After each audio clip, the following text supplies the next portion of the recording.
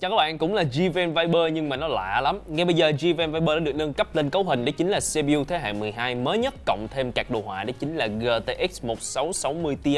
Vẫn là một trong số những con PC gaming rất ngon ở thời điểm hiện tại để các bạn tham gaming. Vậy thì hiện tại G-Ven Viper 2022 sẽ mạnh mẽ như thế nào? Cùng nhau khám phá ngay trong clip này.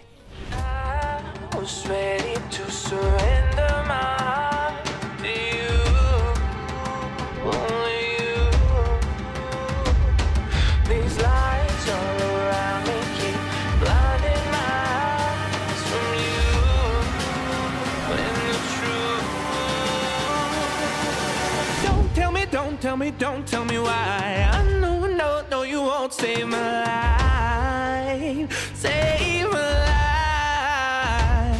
Baby, keep on you making the waves. You and I will never be safe. Be safe. If the walls come down, will you pick me off the ground?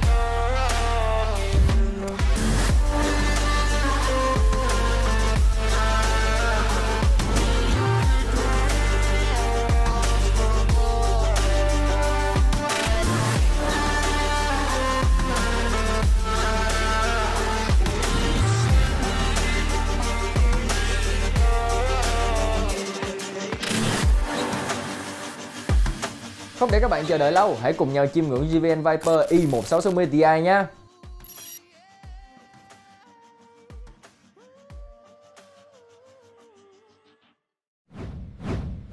Bắt đầu phần test hiệu năng là tựa game eSports cực kỳ phổ biến Liên minh huyền thoại.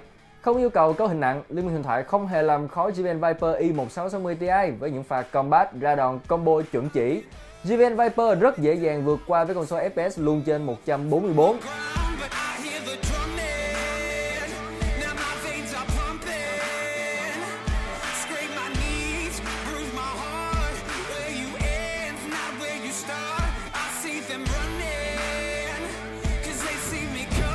Chuyển sang một tựa game eSports khác cũng phổ biến không kém là CSGO. Ở thiết lập cấu hình cao nhất, độ phân giải Full HD, FPS trung bình đạt khoảng 239 FPS, rất mượt và ổn định.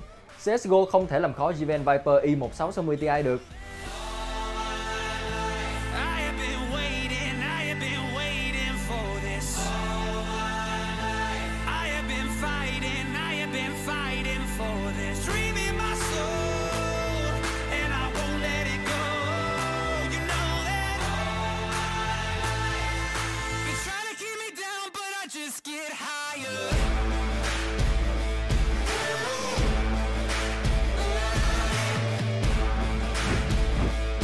Tiếp theo là tựa game AAA nặng nề hơn một chút là Shadow Tomb Raider.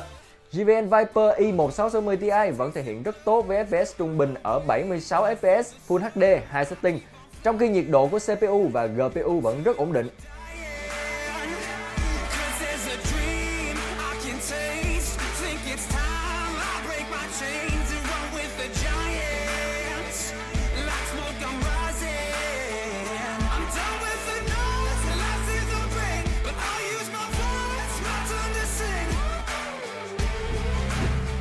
Và một tựa game eSports Battle Royale tốc độ cao Apex Legends mang lại nhiều pha combat mãn nhãn.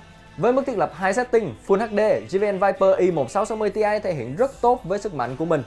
Với FPS luôn trên duy trì trên 120 FPS và ổn định vào khoảng 140 đến 150 FPS như lời khẳng định sẽ cân hết mọi thể loại game ở thời điểm hiện tại.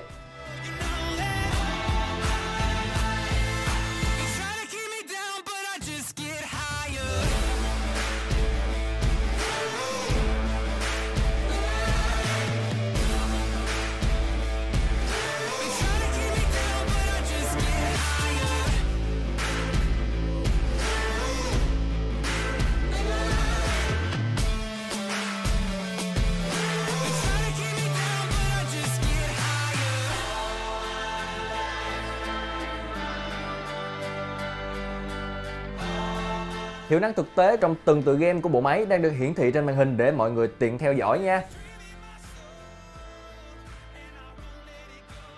Cùng nhắc thêm là GVN Viper i1660 Ti đang có khuyến mãi 3 triệu đồng cực kỳ hấp dẫn.